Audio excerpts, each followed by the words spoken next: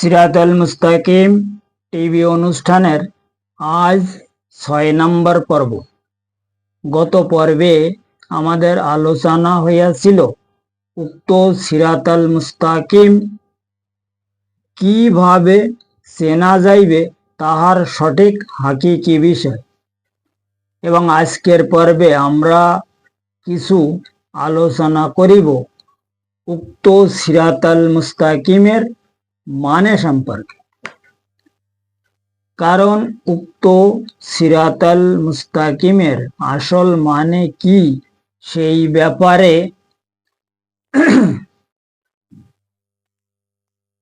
প্রমাণ সহ দলিল অনুসারে সঠিক ইলমে তাসাউফ মতে সম্পূর্ণ বাতিনি তালিম অনুযায়ী বর্তমান জামানার সকল প্রকার ব্যক্তিগুণের অবগতর জন্য আমাদের আজকের ধারাবাহিক রুহানি অনুষ্ঠানে উক্ত সিরাতুল মুস্তাকিমের মানে সম্পর্কে কিছু আলোচনা সঠিক আধ্যাত্মিক হিসাব মতে করা হইবে।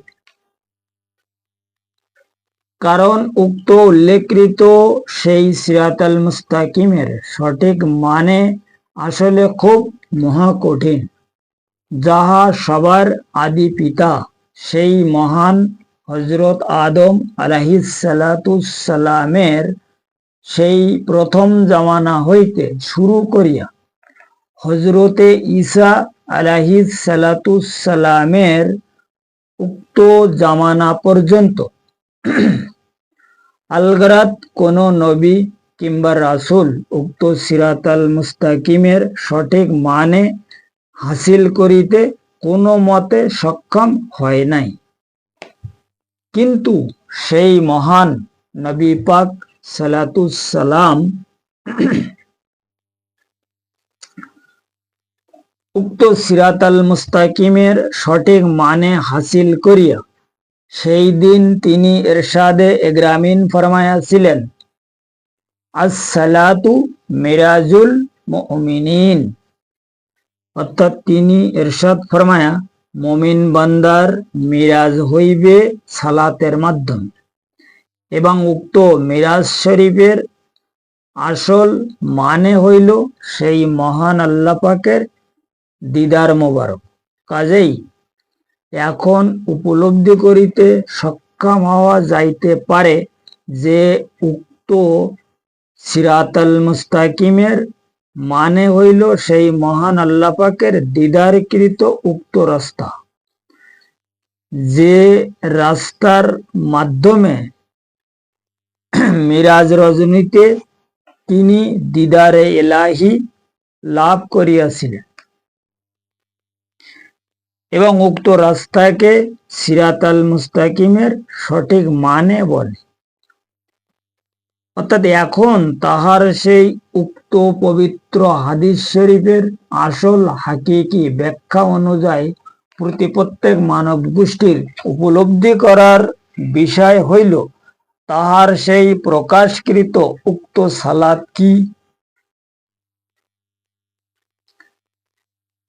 তাহার সেই প্রকাশকৃত উক্ত সালাত কিরকম, আর সেই মুমিন বান্দা কাহাদের বলে, এবং তাহারা কিভাবে মিরাজ করে, সেই ব্যাপারে সঠিক ইলম অর্জন হইলে তখন উক্ত সিরাতুল মুস্তাকিমের সঠিক মানে সম্পর্কে উপলব্ধি করা যাইবে। নচেত আর অন্য কোন মত অনুযায়ী সিরাতুল মুস্তাকিমের সঠিক মানে খুঁজে পাওয়া কোনো মতে সম্ভব নয়।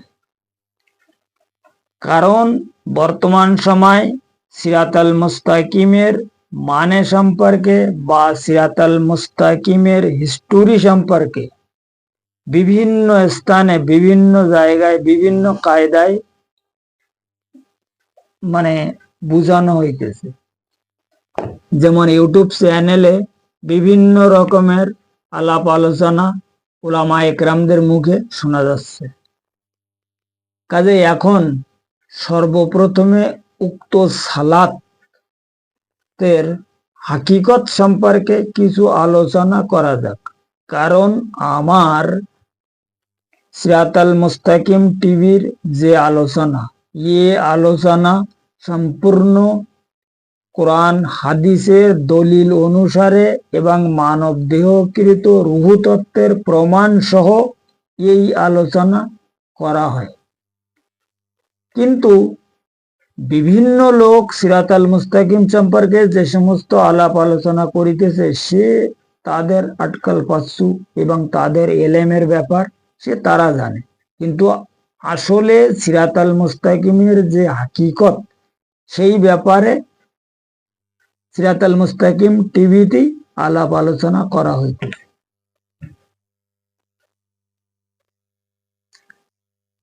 কারণ আমরা সবাই জানি উক্ত সালাত মানে নামাজ, যাহা আমরা 5 ওয়াক্ত আদায় করি, কিন্তু আসল হাকিকত তাহা নহে। কেননা আমরা যে সালাত আদায় করি তাহা হইল ঐক্য সালাত। উক্ত সালাতে সিরাতাল মুস্তাকিমের মানে পাওয়া কোনো মতে সম্ভব নয়। কারণ উক্ত সিরাতাল মুস্তাকিমের মানে সহ এবং তিনি যে সালাত সম্পর্কে এরশাদে গ্রামীণ ফরমায়া, সেই সালাতকে প্রত্যেক মানব দেহর মধ্যে সেই মহান আল্লাহ পাক উপস্থিত রাখিয়াছে। যে সালাতের একদম আসল নাম হইল কলব, রুহু, সির, খফি, আকফা, আনা, নফস। ইহা ছাড়া কলবে সানবার, কলবে সেলিম, কলবে মুনিব, কলবে শহীদ, নফসে আম্মারা, নফসে লবামা, নফসে মুলহিমা, নফসে মুতমাইনা, রুহে জামাদি, রুহে নবাতি এবং রুহে হাইমানি সহ আরো বহু প্রকার রুহগুণকে প্রত্যেক মানব দেহর মধ্যে সেই মহান আল্লাহ পাকের সৃষ্টিতত্ত্বের হিসাব অনুযায়ী তিনি অবশ্যই উপস্থিত রাখিয়াছে তাহার আমানাত বস্তু হিসাবে, এবং তাহার সেই আমানাত বস্তুকে প্রত্যেক মানব গোষ্ঠীগুণের তাহার নিকট সঠিকভাবে অবশ্যই ফেরত দিতে হইবে। কোন রকমের জারি জুরি চলিবে না। তাহাই যত বড় পাহাড় সমান এলেমধারী জাহিরগত জবানি বিদ্যার মহাপণ্ডিত হোক না কেন। কারণ উক্ত উল্লেখকৃত সকল প্রকার রূহগুণকে সেই মহান আল্লাহ পাক প্রত্যেক মানব দেহর মধ্যে তাহার আমানাত বস্তু হিসাবে তিনি উপস্থিত রাখার কারণ হইল তাহার উক্ত রূহগুণকে সবাল করিয়া তাহার নিকট ফেরত দেওয়ার রুহানি চুক্তিতে, যাহার সঠিক নাম হইল উক্ত সালাত। যে সালাতে সিরাতাল মুস্তাকিমের আসল মানে পাওয়া যায় এবং উক্ত উল্লেখকৃত সেই রুহানি সালাত সম্পর্কে প্রত্যেক মানব গোষ্ঠীগুণের সতর্ক সহ মানব মুক্তির আসল উপায়কে সঠিক রুহানি তালিম অনুযায়ী সেই মহান আল্লাহ পাক খোদ ইরশাদ ফরমায়া, আল্লাযীনা ইয়াযকুরুনাল্লাহা কিয়ামান ওয়া কুউদান ওয়া আলা জুনুবিহিম। অর্থাৎ সূরা আল ইমরানের 191 নম্বর আয়াতে সেই মহান বারে ইলাহি ইরশাদ ফরমায়া, মুমিন বান্দা হইবার জন্য সর্ব অবস্থায় আমার জিকির আদায় করার দরকার হইবে।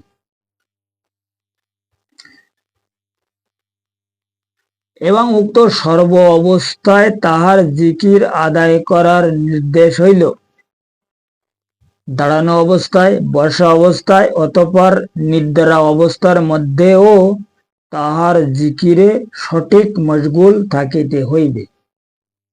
তখন তাহার মুমিন বান্দা হওয়া যাইবে, নচেত নহে। ও জিকির নহে যে যতক্ষণ যাইয়ে থাকলাম তসবি নিয়ে খালি দানা জপতে থাকলাম, ও জিকির না। জিকির 24 ঘন্টা অটোমেটিক কাল করতে হবে। জবানা না, দিলের মাধ্যমে, দিল কিংবা কলব, দিল অর্থাৎ কলব দ্বারা উক্ত জিকিরকে করতে হবে। এই মুখ জবানে জিকিরের কথা বলা হয়নি এখানে। এখানে যে জিকিরের কথা বলা হয়েছে সে হচ্ছে দাইমি জিকির, অক্তীয় জিকির না, টাইমকৃত জিকির না, আনগিনতি জিকির করতে হবে।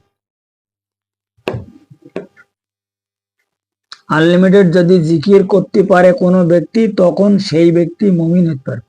আর নয়তে এই আমরা যে জিকির করি মুখ জবান দ্বারা, এই জিকির মুমিন হওয়া কোনো মতে সম্ভব না। এবং উক্ত উল্লেখকৃত তিন অবস্থায় সেই মহান আল্লাহ পাকের ইসমে আজম জিকিরে মশগুল থাকার জন্য যাহারা সক্ষম হাসিল করিয়াছে তাহারাই হইল মুমিন বান্দা। কাজে এখন আলোচনার বিষয় হইল সেই সমস্ত মুমিন বান্দারা কিভাবে মিরাজ করেন, সেই ব্যাপারে কিছু আলোচনা প্রমাণ সহ করিতে হইবে। তবে উক্ত সিরাতাল মুস্তাকিমের মানে সম্পর্কে সঠিক উপলব্ধি করিতে সক্ষম হওয়া যায়। কারণ উক্ত মিরাজ শরীফের মানে হইল সেই মহান আল্লাহ পাকের দিদার মোবারক, যা পূর্বেই প্রকাশ করা হয়েছে।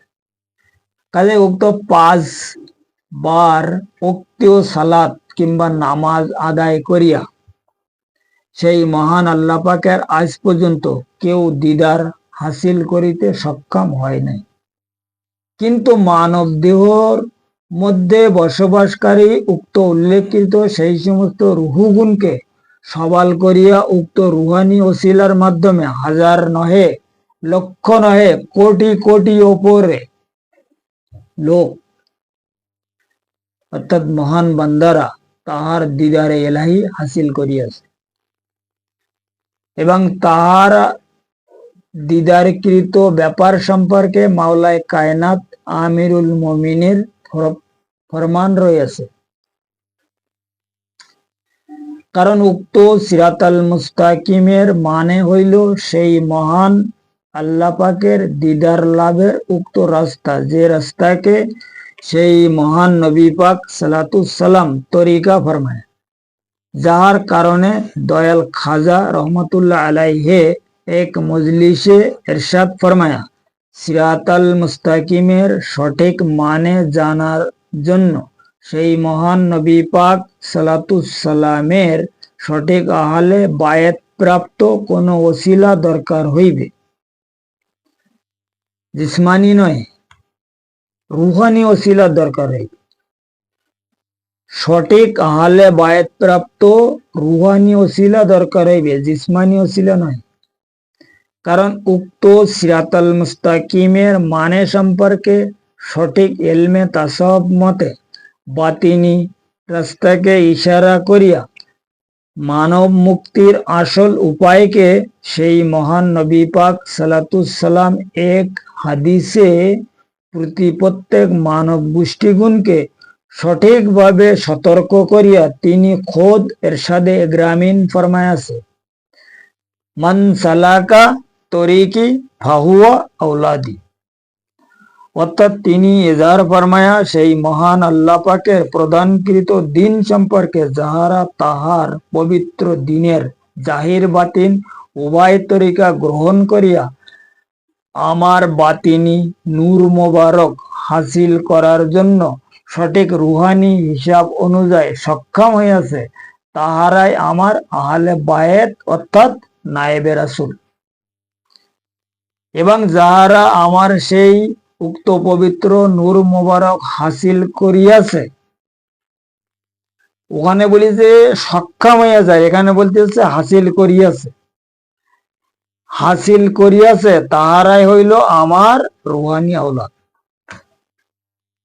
তার মানে একটা হচ্ছে হাসিল করার জন্য মানে উঁচি রাস্তায় সিরাতাল মুস্তাকিমের রাস্তায় শামিল হওয়া, আর একটা হচ্ছে ও রাস্তা পুরা হাসিল মানে ক্রসিং করে ওই সেই নবী পাকের নূর মুবারক হাসিল করিতে যারা সক্ষম হইয়াছে তাহারাই হইল তাহার রুহানি আওলাদ।